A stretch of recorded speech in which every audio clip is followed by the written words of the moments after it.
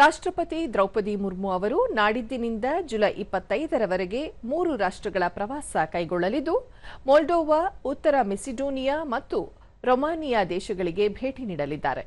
ದೆಹಲಿಯಲ್ಲಿಂದು ವಿದೇಶಾಂಗ ವ್ಯವಹಾರಗಳ ಸಚಿವಾಲಯದ ಪಶ್ಚಿಮ ವಲಯದ ಕಾರ್ಯದರ್ಶಿ ಸಿಬಿ ಜಾರ್ಜ್ ಈ ಕುರಿತು ಮಾಹಿತಿ ನೀಡಿದರು.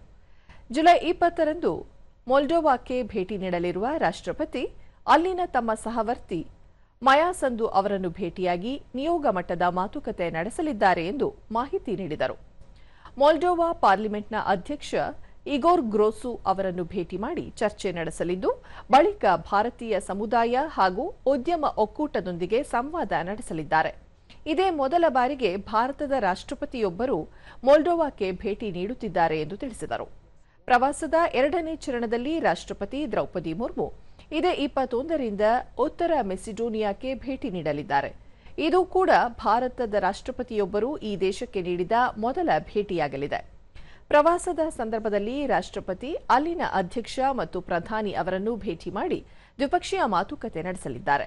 ಅಲ್ಲಿನ ಸಂಸತ್ ಉದ್ದೇಶಿಸಿ ಭಾಷಣ ಮಾಡಲಿದ್ದಾರೆ.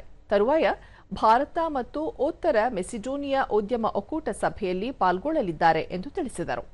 ಪ್ರವಾಸದ 3ನೇ ಹಾಗೂ ಅಂತಿಮ ಚರಣದಲ್ಲಿ ಇದೇ 23ರಿಂದ ರಾಷ್ಟ್ರಪತಿ ರೊಮಾನಿಯಾಕ್ಕೆ ಭೇಟಿ ನೀಡಲಿದ್ದು, ಅಲ್ಲಿನ ಸಹವರ್ತಿ ಮತ್ತು ಪ್ರಧಾನಿ ಅವರನ್ನು ಭೇಟಿ ಮಾಡಲಿದ್ದಾರೆ.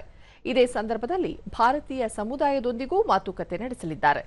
ರಾಷ್ಟ್ರಪತಿ ದ್ರೌಪದಿ ಮುರ್ಮು 3 ರಾಷ್ಟ್ರಗಳ ಪ್ರವಾಸ ಈ ದೇಶಗಳೊಂದಿಗೆ ಭಾರತದ ದ್ವಿಪಕ್ಷೀಯ ಬಾಂಧವ್ಯ ಬಲಗೊಳಿಸುವುದು, ಪೂರ್ವ ಯುರೋಪಿಯನ್ ವಲಯದ ರಾಷ್ಟ್ರಗಳೊಂದಿಗೆ ಉತ್ತಮ ಬಾಂಧವ್ಯದ ಸಂಕೇತವಾಗಿದೆ ಎಂದು ಮಾಹಿತಿ ನೀಡಿದರು.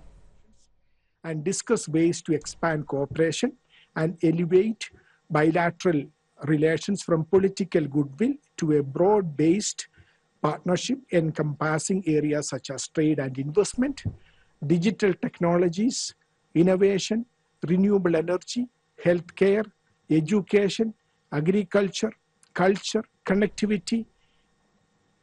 An Indian business delegation is expected to accompany Honorable Rashtrapati Ji during the visit, and she will also address a business forum along with the President of Moldova.